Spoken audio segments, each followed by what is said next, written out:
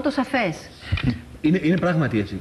Και την ίδια στιγμή είναι και τραγούδι που... Πιασάρικο. Και πιασάρικο και τραγούδι για να ικανοποιηθείς, για να σε ταξιδέψει, για να σε μεταφέρει κάπου αλλού. Μπορεί να κάνει τα πάντα την ίδια στιγμή. Και χωρίς να ακούγεται ούτε λεπτό αφελές ή γελίο ή τώρα... Ναι. Δεν μπορούσε να το πει λίγο πιο ωραία. Καθόλου. Ναι.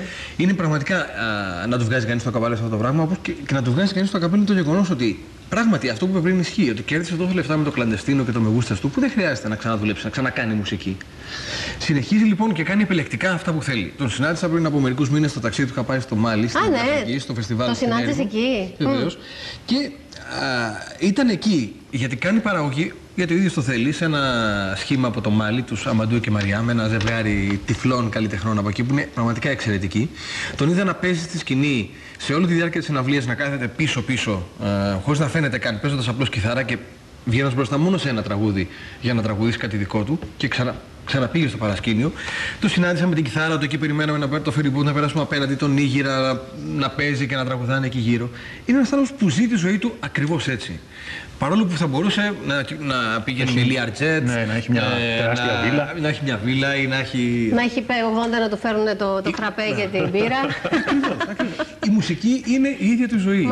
Και το τραγούδι του είναι πράγματι βγαλμένα. Και ίσως αυτή η αλήθεια να είναι που να τον κάνει έτσι. Αυτό είναι που μας λείπει πάρα πολύ. Αυτό μας λείπει γενικότερα μας λείπει. Ναι.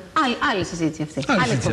Για περιαλήθειας. Λοιπόν, να πούμε λίγο και στους τηλεθεατές, αν κανείς θέλει να ανοίξει ένα παράθυρο στον πλανήτη Μανού Τσάο, ότι θα ήταν χρήσιμο μερικοί δίσκοι να τους έχει κατά νου. Το Putas Fever είναι από την περίοδο των Mano Negra ίσως το καλύτερο, κατά με τουλάχιστον, άλμπουμ. Το Κλαντεστίνο είναι το πρώτο προσωπικό άλμπουμ του Μανού Τσάο και μια τεράστια επιτυχία. Ένας δίσκος που ακούγεται από την αρχή στο τέλος ολόκληρος, με πολύ καλά τραγούδια, με πολύ καλές μελωδίες και βέβαια το ομώνυμο το Κλαντεστίνο μέσα. Το Πρόξιμε στα Σόλα Εσπεράντσα είναι το αδερφάκι του Κλαντεστίνο, ο δίσκος που έχει μέσα και τη μεγάλη επιτυχία, το Μεγούστας του, αλλά και άλλα πολύ ωραία κομμάτια που εξακολουθούν να γίνονται και διασκευές από συγκροτήματα και καλλιτέχνες από όλο τον κόσμο. Και τέλος, το ξαδερφάκι των δύο προηγουμένων, το Radio Wemba Sound System, ένας ζωντανά ηχογραφημένος δίσκος που βγάζει όλο αυτό το κλίμα των συναυλιών που δίνει ο Μανού Τσάο, ένα κλίμα εξαιρετικά διονυσιακό, τα τραγούδια του παιγμένα με πολύ πιο επιθετικό και πολύ πιο δυνατό τρόπο. Όλο αυτό το περιλαμβάνει το Radio Wemba Sound System. Θα ξανάρθει στην χώρα μας να δώσει κάποια συναυλία? Νομίζω ναι, και γενικότερα κάνει πραγματάκια από εδώ και από εκεί, κάνει ντουέτα, κάνει συνεργασίες. Τώρα πρόσφατα το Mary Blues το τραγούδισε μαζί με τον Τούτσεν και τους Maytals στο καινούργιο άλμπουμ του, τους Hibbers. Ψάχνει πράγματα που του αρέσουν, ψάχνει πράγματα που τον κάνουν να νιώθει ότι έχει λόγο να κάνει μουσική. Να σου πω, ο θρύλος της ροκ ζωντανά για 2 μοναδικές εμφανίσεις, Alice Cooper.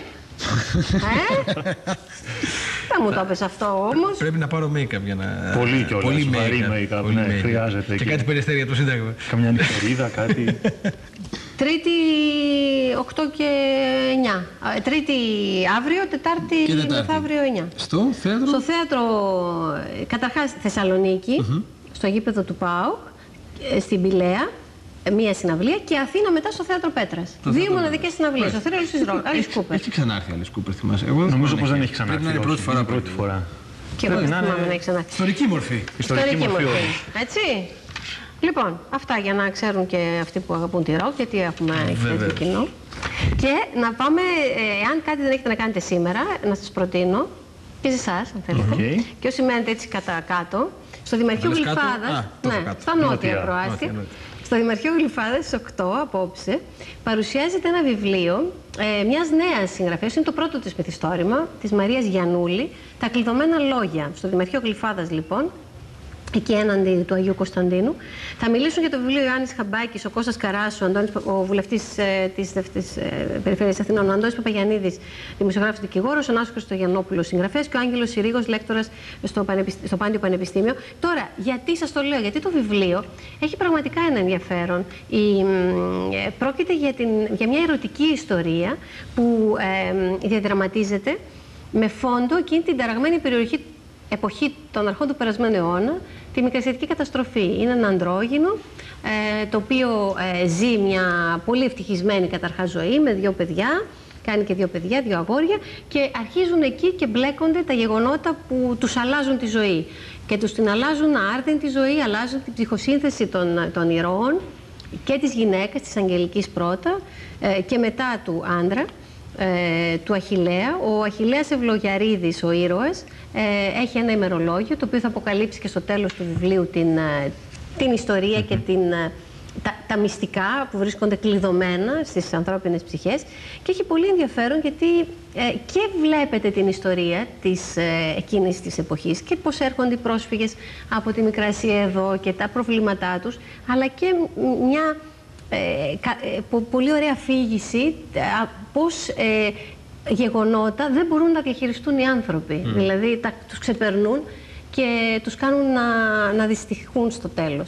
Είναι ένα ωραίο βιβλίο. Εκδόσεις Εμπειρία Εκδοτική. Ένα μυθιστόρημα, κλειδωμένα λόγια. Θα πάτε στη Γλυφάδα σήμερα? Εγώ όχι. Έχω λυμμένες υποχρεώσεις.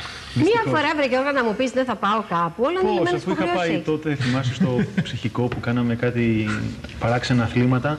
Δεν θυμάσαι. Μαζί. Bungee jumping, τι κάνουμε? Όχι, τι δεν θυμάμαι, ήταν κάτι πολύ παράξενο. Εντυπωσιακό. Ταλέντο ο Γιώργος. Πάντως σήμερα δεν μπορώ, δυστυχώς.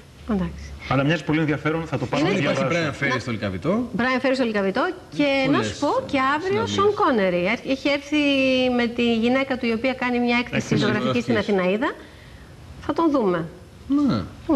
Πού να προλάβουμε να πάμε? Και στο Έχει Γούστο θα τον δούμε. Αυτό μου αρέσει. Θα κάτσω σπίτι να δω Έχει Γούστο, αυτό θα κάνω. Ναι, αλλά δεν σου είπα πότε. Το βλέπεις κάθε μέρα. Λοιπόν, Λεωνίδα, Γιώργο, ευχαριστώ πάρα πολύ. Διαφημιστικό διάλειμμα και αμέσως μετά θα υποδεχτούμε εδώ τη Δόμνα Σαμίου με τραγούδια που μυρίζουν ελληνική θάλασσα.